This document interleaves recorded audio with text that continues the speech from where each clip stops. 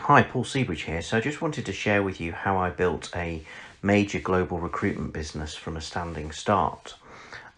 So I started off life working in the property industry, and I ended up running a fairly large part of a business as an employee, and part of my job was being responsible for around about 60 staff. So clearly a big part of my job was about recruiting and retaining great people, and I would use recruitment agencies to help me save time in basically filling the vacancies that we had. And I very quickly cottoned on to the fact that these recruitment agencies would send me on paper what looked like amazing candidates, but when you interviewed them, you were left scratching your head at the end of the interview, really wondering whether or not that was the same person that was described on the CV. So I decided that if I wanted great people to work for me, I needed to probably go out and find them myself rather than rely on recruiters. So I would basically headhunt them. I would go into my competition, look for great people, invite them for a coffee, and I guess sell them on the vision for where I was taking this business and why they might want to play a part in that. And that's really what gave me the inspiration to set up my first business back in 2003, because back then there were only really two specialist property recruiters in the UK, but neither of them found their staff or their candidates through headhunting. They would generally advertise vacancies, so they would get what I would describe as people that were looking for a job. And whilst this isn't always the case, I don't necessarily tend to find that they're the best people to be able to recruit. I wanted people that were happy, well paid, secure in their current jobs, that could really add a value to a client, because these people weren't looking for a job. Why would they if they were happy and well paid, and they were doing a good job? So my niche or my USP was basically I was finding really good top-notch candidates that people would pay a premium for. So the business took off quite quickly, and within 18 months we had 15 headhunters working for me, and we were really growing. We had some really good corporate clients which gave us the volume, and that was the business sort of grew for a couple of years. I think we achieved a sort of 15% growth in our profits year on year, and then in 2007 the financial crisis hit. And this coincided with a time when we just placed somebody fairly senior. Well, they were actually a CEO of a big, a major bank in Europe. And this guy had been brought in with a remit to develop the corporate and commercial banking arm of this business.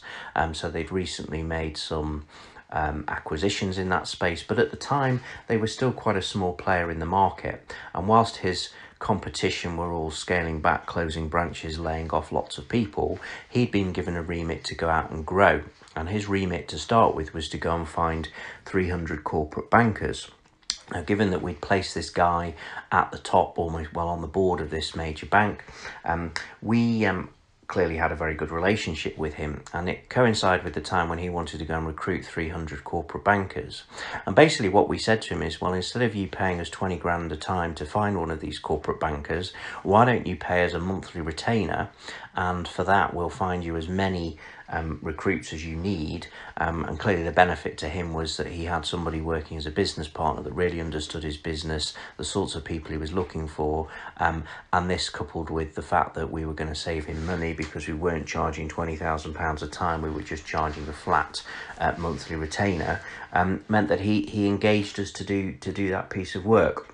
And that's really what our RPO solution was born out of. So RPO stands for Recruitment Process Outsourcing. So for anybody that's familiar with the Dragon's Den programme on the BBC, one of the early Dragon's Den investor panellists was a guy called James Kahn, and James set up a very successful recruitment process outsourcing business called Alexander Mann Solutions, which is now one of the largest RPO businesses in the world.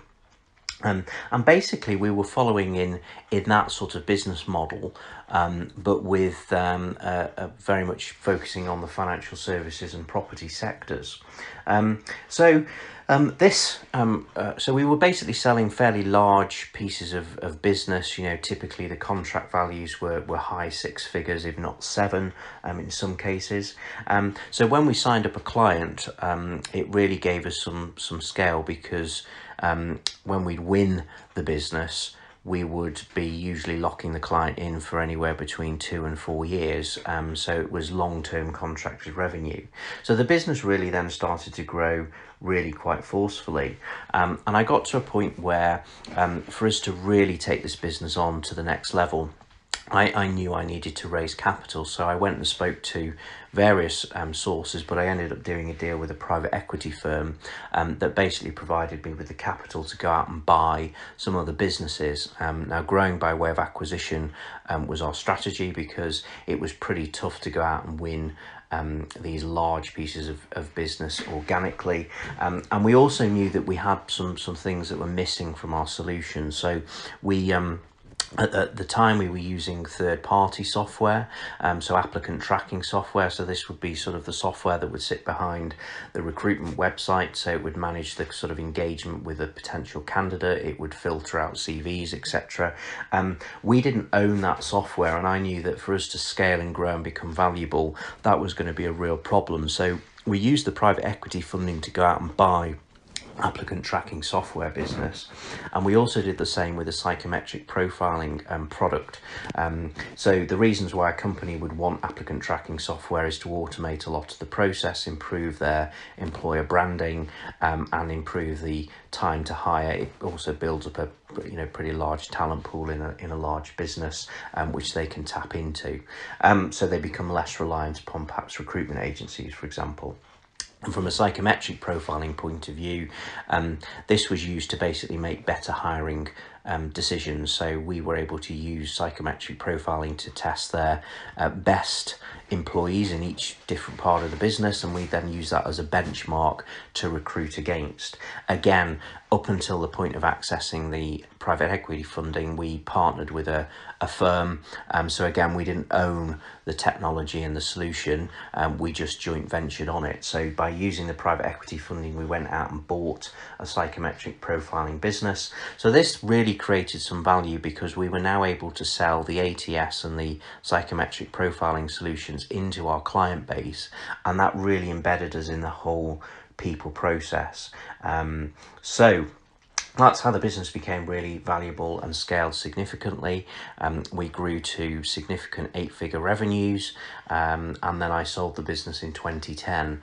And then really since then I've been involved in buying, selling and investing in businesses. Despite my earlier background in the recruitment sector, I have had interests in recruitment, but I've worked across a vast array of sectors. I would say that one of the fundamental things that made this business grow, aside from the private equity funding that we accessed, was the fact that I hired great people to work for me, people that had worked very successfully in scaling up other recruitment and RPO type businesses.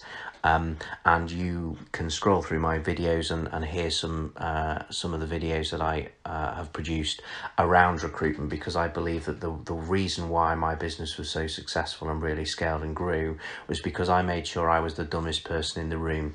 And by that I mean that I wanted to go out and make sure I hired people that were smarter than me, that had been there, done it, worn the t-shirt many times before, and could apply the same expertise to help me grow my business and achieve the vision that I had for it.